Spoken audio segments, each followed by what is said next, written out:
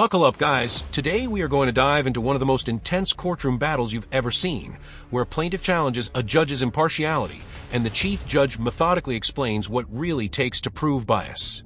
Let's break it down into the key moments. Okay. So this is case number 2401653 GC Calvary SPV1 LLC versus Tarina, Tarena Ingram. Good afternoon, Your Honor. Jeff Wilbur, P67124. All right, Mr. Wilbur, good afternoon. Ma'am, what is your name? Hello, Your Honor, Tarena Ingram. All right. Thank And you. good afternoon to you. Good afternoon, and thank you for hearing this case. No problem. We have to do that. All right. And so today, from my understanding, I don't have a separate, submission with respect to this matter. It's my understanding that this is a Judge Arvant case and that there was a ruling on a motion to disqualify the judge, and she denied it for some reasons that she stated on the record. So I don't have a transcript of that. But you've asked me as chief judge to review the whole situation pretty much de novo as to whether or not Judge Arvant should be, in fact, recused from the case. So what is your basis that you're claiming that she should be recused from? My basis is I compelled the motion, the date of the deposition, to compel to arbitration per the credit card agreement guide. Stated that I could compel arbitration at any time as long as there wasn't a default judgment or a trial started. Okay. So I did. So this was a credit card debt. Yes. With the plaintiff, Calvary SPV now. And you're Okay. saying that whatever the agreement was on the underlying debt involved an arbitration agreement. Yes. And you're saying that that agreement specifically said that you could request it at any point in time. In this opening, we meet the scene. The plaintiff immediately sets a combative tone, questioning the judge's rulings and establishing the drama. We see the case number, parties involved, and the courtroom's tension build. This clip hooks the viewer by showing the plaintiff's frustration and setting up the conflict that drives the entire case forward. Yes. Okay, so what is the basis for the recusal of the judge? She denied the motion Okay. and entered a default judgment. So now you do know that there is a specific rule that outlines when a judge can be disqualified. So you're going to have to meet the standard under that rule. Now, typically, if a judge just takes an action on a case and you don't like it, that's an appealable issue to the higher court if you wanted to do that. But I'm not sure that means that she should be removed. You have to meet the standard for disqualification. So, Okay. what, other than her ruling, what is it? Well, it was unjust, and this Lawyer? attorney violated a lot of my rights. The debt was only $1,877. I never denied the debt, but this attorney never served me the original summons. Never served me. Okay, but I can't, no, let me tell you what I can't do. Okay. What I can't do, because Judge Arvant is in charge of her rulings on Yes. her case. I can't go back and change her ruling on the Yes. facts or the law. What I can do is decide if there was anything in the circumstances of what she did that would point to a reason to have her removed. She showed favoritism to the attorney from the And how beginning was- of the case. How was that? She made biased statements, Such as? when I told her that I mentioned that I never received the original summons. She said it didn't matter. You were put on notice with the alternative order that I signed. Was that alternative service?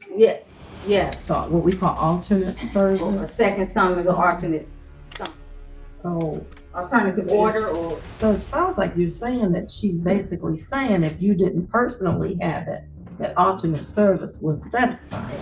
So that's a court ruling. How does that show bias?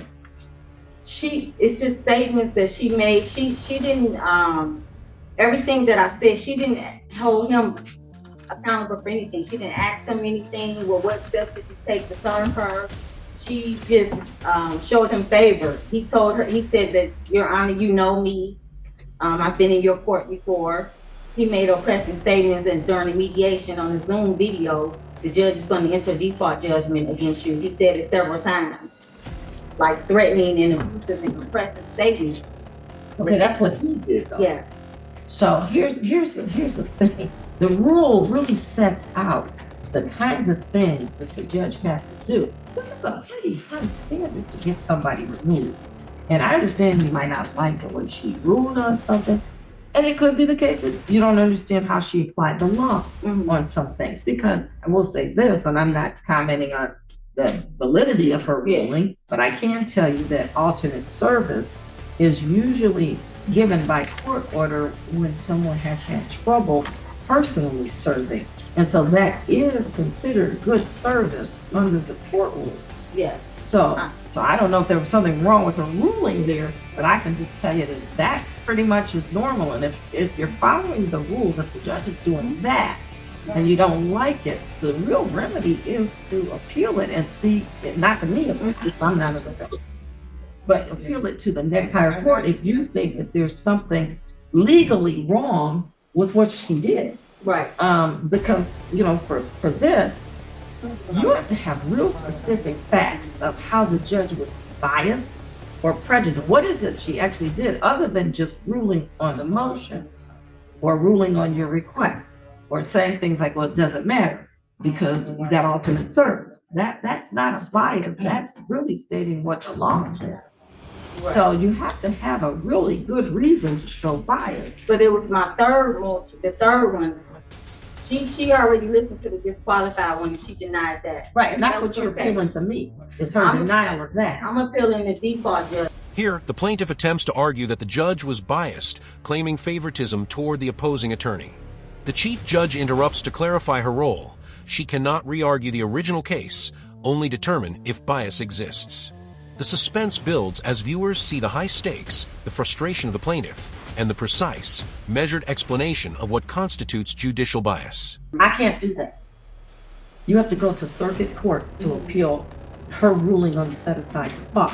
The only thing I can do is say whether she should have removed herself or not. That's the only thing I can do, because I'm not sitting as an appellate judge. The appellate judges are at the Oakland County Circuit Court. So you could have done one of two things. Probably you could have asked her to reconsider her ruling. And if there's nothing new you're presenting, then she may not reconsider it. The ruling might be the same. Or you could, within the time frame that's allowed under the court rules, you could file an appeal up to the circuit court. And they would have to look at it and see if she did something wrong in, I guess, ruling on that motion. She overlooked my complaints of the attorney violating my rights, my civil rights, and as a consumer. She overlooked that. She didn't look into that at all. She just overlooked it and just reprimanded me. She overlooked my rights being violated. Okay, well, what rights were violated that caused her, that is showing some kind of bias? Improper service. She didn't look into anything. The documents. I thought we just went over the service part. Well, alternate service, and then might be good. The oppressive statements that he made during the mediation. To me, that's a violation of the Federal Credit Consumers Act.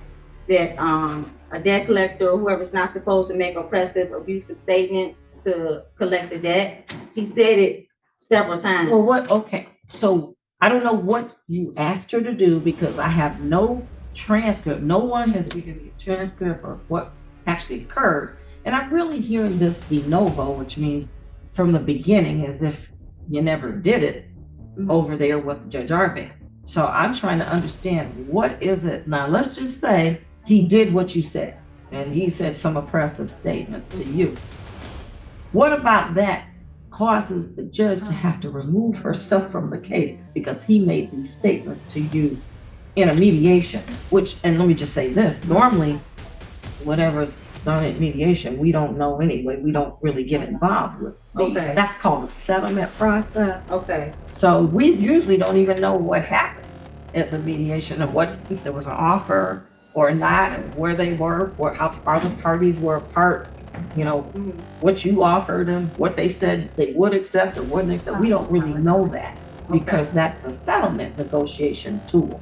But if you're saying he said something that you thought was offensive, what was it that you asked the judge to do? What was she supposed to do? And how does that show she was biased against you or prejudiced against you? Because it's a very high standard. What you're asking me to do is remove her from that case and have it reassigned to some other judge. Okay. And that's the only thing I can do.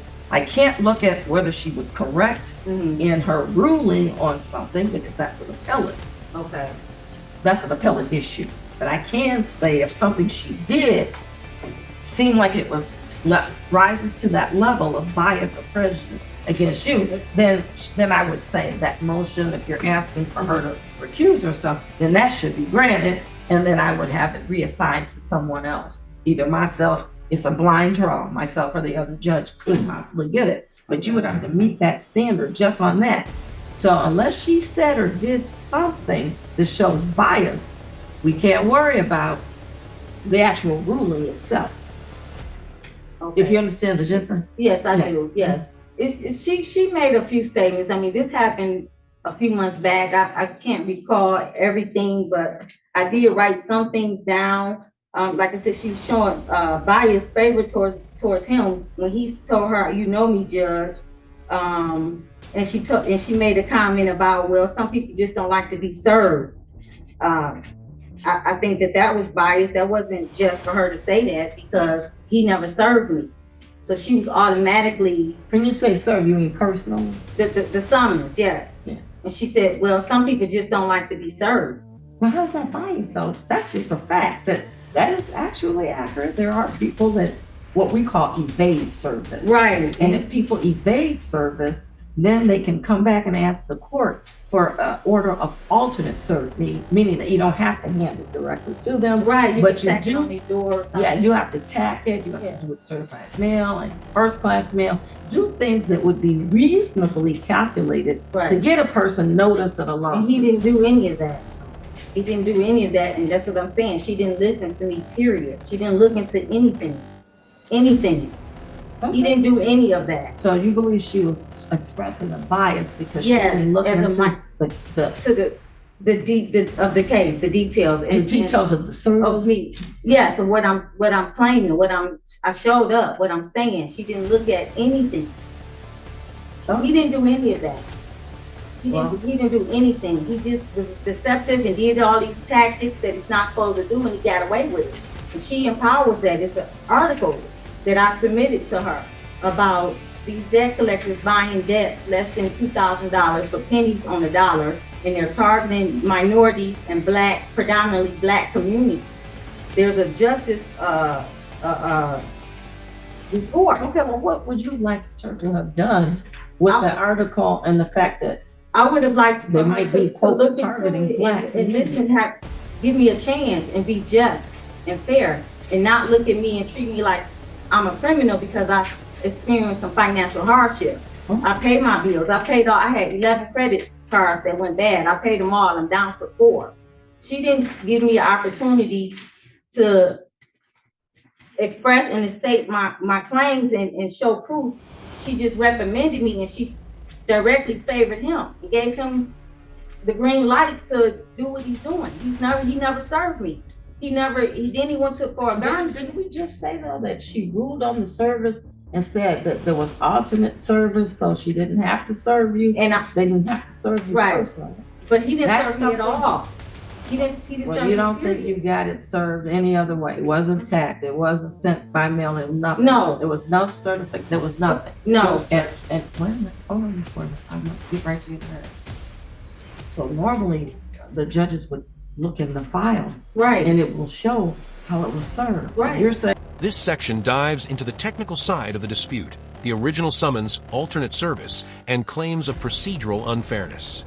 The plaintiff insists she was never properly served, creating tension and drama, while the judge explains legal mechanisms and requirements. This moment perfectly illustrates the clash between perception and legal reality, keeping viewers on edge. And this case showed nothing. No.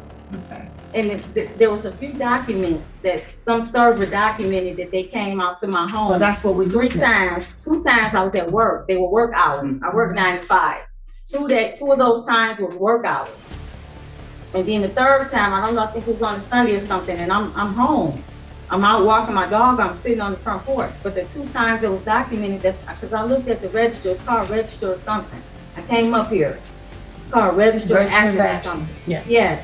And 2 of the documents that the young lady documented saying the windows was up, the lights was on. This was in May. And I was at work both of those times. I worked 9 to 5. I was working in Redford. I work in outpatient. I'm a registered nurse. And I So work, you believe that she should have held a hearing? Yes. As to whether or not the service document was accurate? yeah. Okay, well, she didn't. How does that show bias? That means maybe she was wrong in what she did procedurally, and that's an appellate issue. How does it show bias? I have to get to actual bias. Almost, not totally. Very difficult, if not impossible Yeah. to show. You have to have a lot more than what you're saying, which is, her rulings on the particular case. She favored him. Okay. And the article stated that these debt collectors are buying debts and targeting Black communities and minorities versus middle class communities. They're targeting the Black communities and minorities. Okay, and you know what? Maybe that's true. But how does that mean I should recuse the judge because she didn't look at the article? But isn't that her job? To look at your article? No, To look at the case. Yeah, she has to look at the case for sure. But the question is, if you wanted her to look at an article about how the debt collectors are targeted. She said I asked her, did she look at it? She did. I seen it, and she did, and that's fine. She didn't elaborate. But Okay. she didn't look at the case and ask more, information from them. They never served me, Your Honor. Okay. They never served me. I understand what you're saying, but that's the issue I can't deal with. I can't go back and change her ruling on the issue. All I can do is look and see if whatever she did was bias or prejudice. It was. Yeah, she was. Well, that's what you say. I Right. get it. And she made a comment to the Zoom. There was a Zoom hearing going on before my case. Because She referenced me to that Zoom hearing, whoever case that was. She made a reference to me, comparing me to that. I didn't elaborate because she was already frustrated with me. But she referenced me, and on that meeting, it was a Black couple, and it was a Caucasian attorney. That's the only thing that I've seen maybe that was in common. But she referenced, and that's not right. She's not. I mean, I don't think that's lawful for her to even do that. She made a reference to the. Remember, I'm not looking at lawfulness per se. I'm looking as to whatever. See, you haven't given me any specific. I'm just hearing all this for the first time. Right. There's no brief. There's no motion. So I'm just hearing. You're telling me she said this, she did that, without me actually seeing what it was. Well, can you look into it? Claim that she said. It doesn't. It's everything to me sounds like she's just ruling on a case, and I'm gonna let him respond back Okay. to what you're saying now, and we'll go from there. Go ahead. What do you want to say? This matter is simply about following the court. Well, that's what I'm trying to explain to her. Exactly. But That's before you right. even start, I'm not trying to side with him. I was trying to tell you earlier that you have to follow what the rules say. Yes. And if she did or didn't follow those court rules properly, that's in a case for an appeal. And it wouldn't necessarily be that she's biased against you and for him. That's just a ruling. And unfortunately, in this job, we got to rule against somebody one way or the other. I understand. But if it's just a matter of court rules I'm hearing, that's why I was telling you earlier, I'm hearing more of it. Sounds like she was just applying the rule on alternate service. Now, if you think you should have had a hearing on it, because she gets a chance to rely on what the process server said. But if you bring proof showing that what the process server said couldn't possibly be accurate, Then I typically might hold a hearing on it and see if we can find out what did happen. But I don't know what you brought to her. And if she said, well, no, based upon what I've got here, it sounds like the service was okay, then that's a ruling you would have to appeal, because I can't touch that.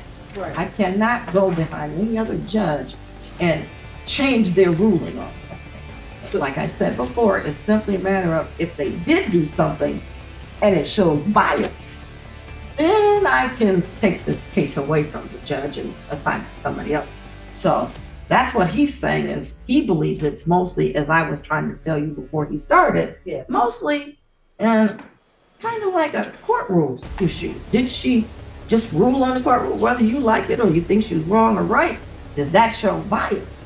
I think she just ruled because the three document dates on the register of action, the 2 days I was at work. Okay. That was for alternate service, Judge. Yeah, I'm looking at. So here's She what got a happened. motion. She was served by alternate service and she filed an answer. I And did. that's what Judge Arvani told her. Okay, She filed an answer. let's look at that. Let's look at that. So I'm looking at it right now. There's an order for alternate service for first class mail tacking and certified mail return receipt.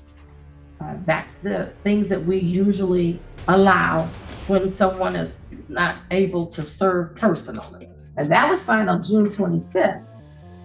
I responded July 17th. Correct. She filed an answer. So Which means how did you, Let me talk. let's get No, to that's this. my How would you know to file an answer if you weren't served? This is with the alternative. I'm talking about the first order. I never received the first summons, the original summons. I never received. That's okay. Those are the 3 Let me days. tell you why it's okay. Okay, Because again, if they try to give it to you, which they did not.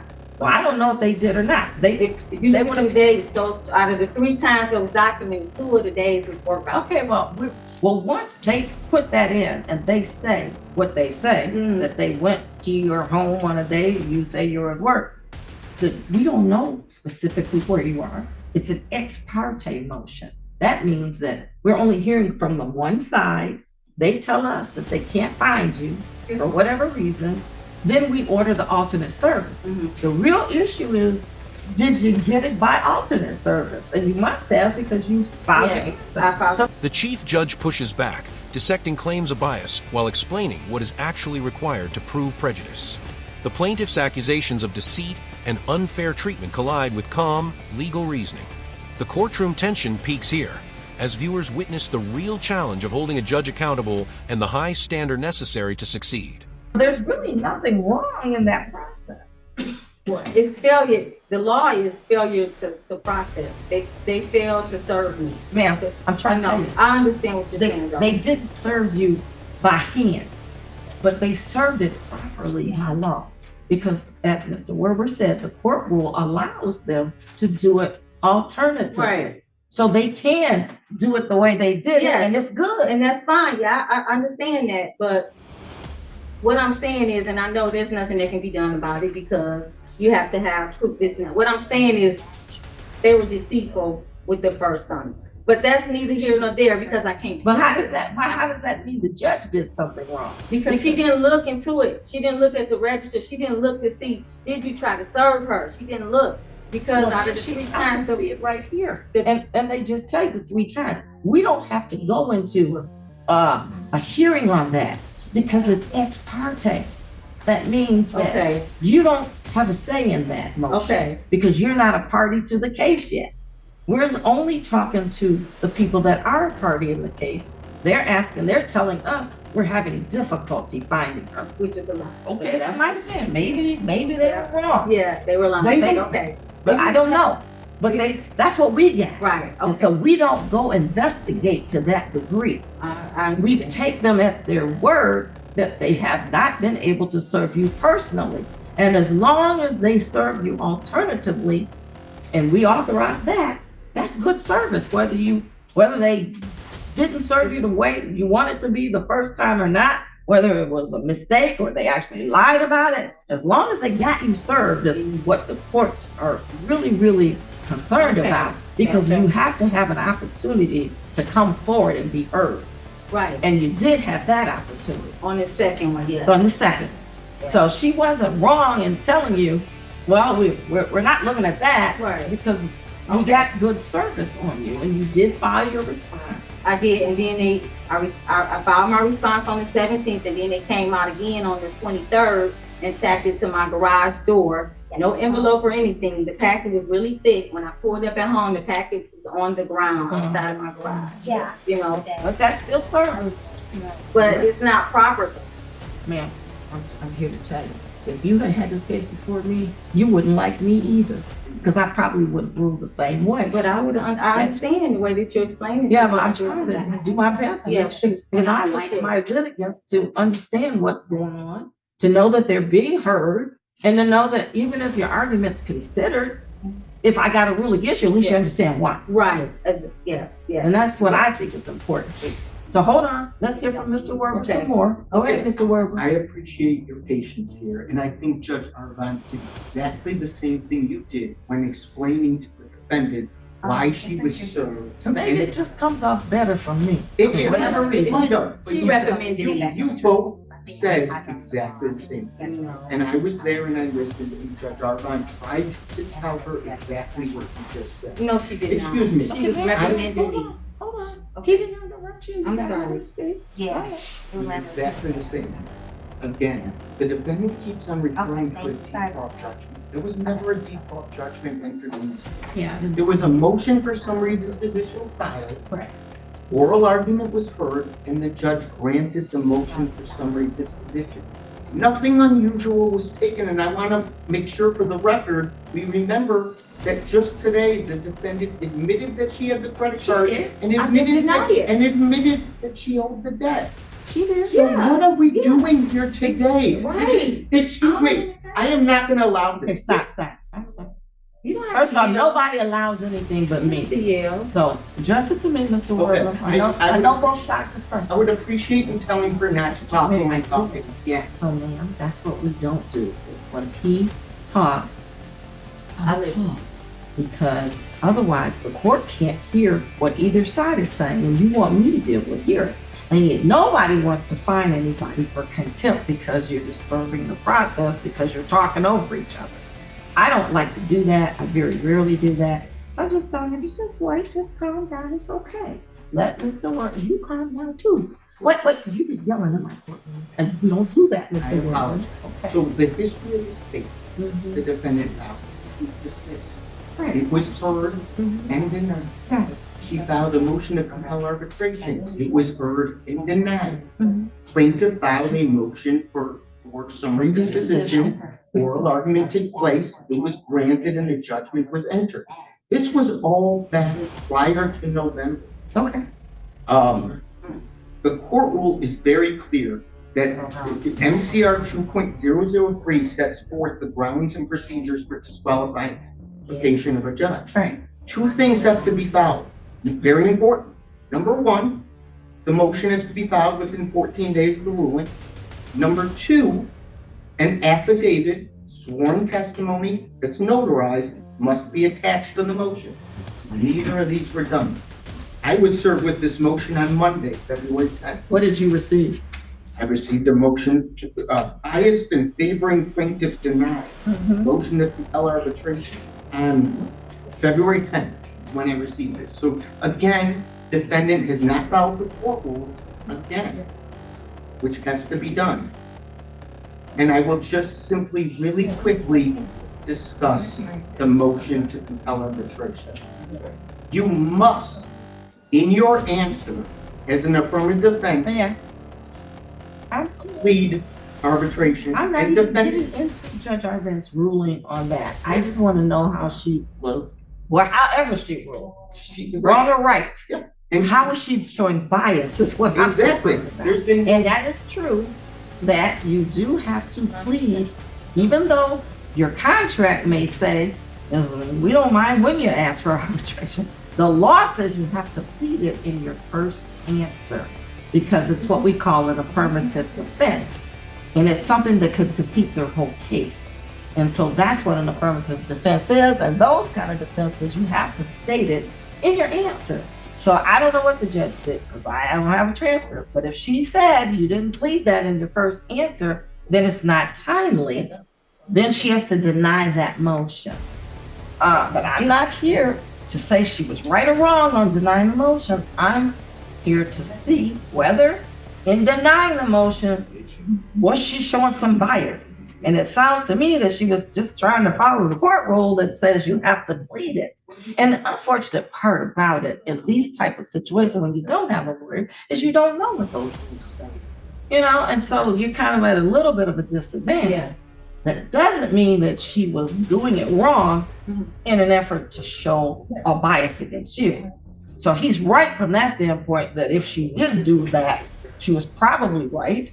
And I don't know how that shows bias if she's just following what we know that the Michigan court rules say you have to do. In this segment, the discussion shifts to affirmative defenses, pleading requirements, and procedural rules. The plaintiff shows visible frustration, while the chief judge emphasizes the necessity of understanding court rules and the limits of a pro se litigant's power. This clip is educational and suspenseful, highlighting the challenge of navigating the legal system without proper representation. And that's my whole point, and that's what I started with. It's all about following. It's all the things. And I apologize for being frustrated. This is at least the 5th hearing I've been to on this case. But sometimes when things get to me, sometimes I have a way of explaining things and making people feel more comfortable with what has happened so that maybe you're not going to be back here on anything else. I absolutely hope so, and I will sit down and let you.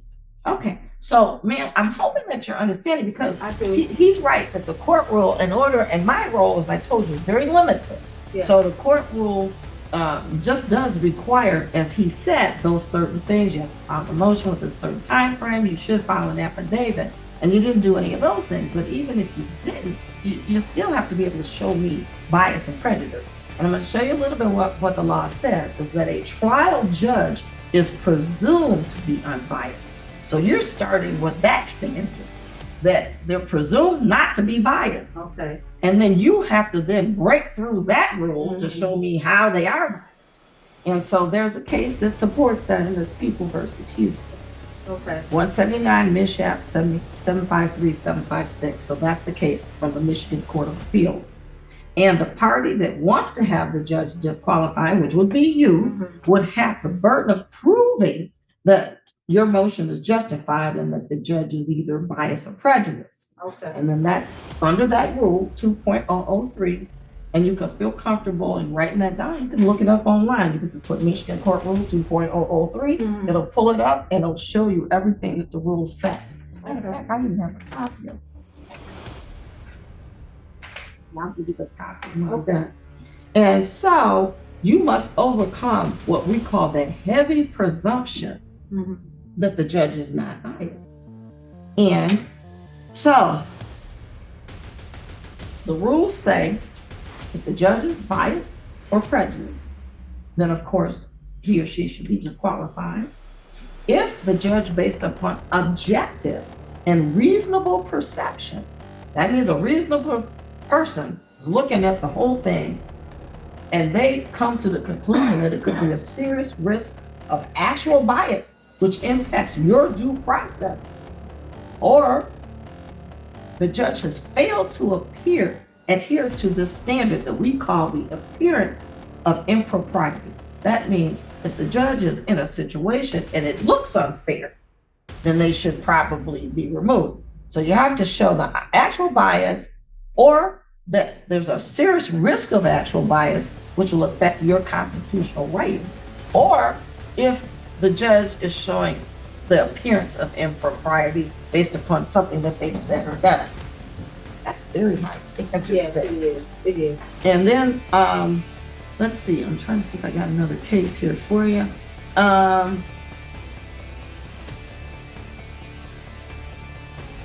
Yeah, you have to show actual bias is what the cases say. Okay. And that's very difficult to show. It is.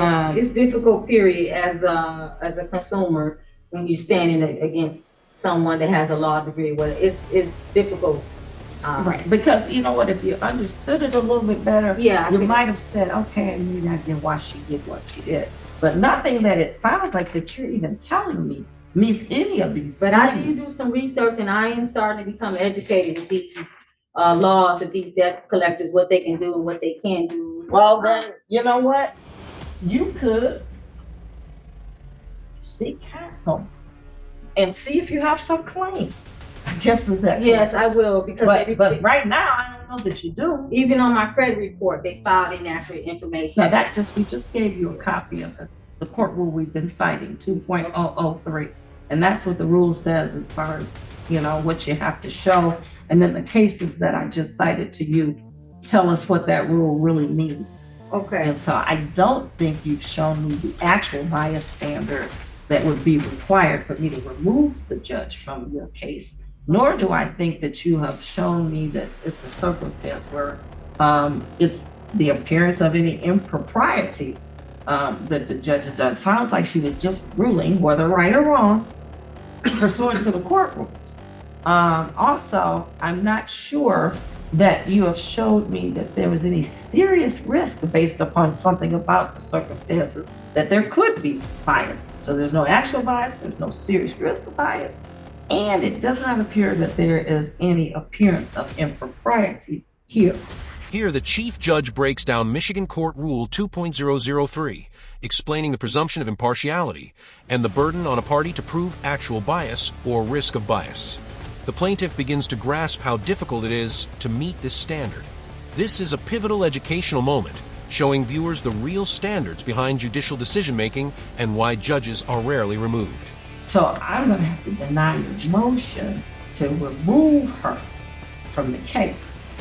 No, I'm not really commenting on whether she was right or wrong, but it just seems like she was doing what she should have done, which is follow the court rules to the best of her ability. That if you think that she did something wrong there, the process would be to appeal it to the circuit. All right. Another thing I'll say, just for the record, because I don't, like we said, I don't want to stick steering on this matter.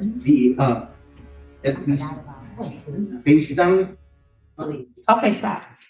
Don't comment. Just let me say what the judge said. Based on the court rules, the time period.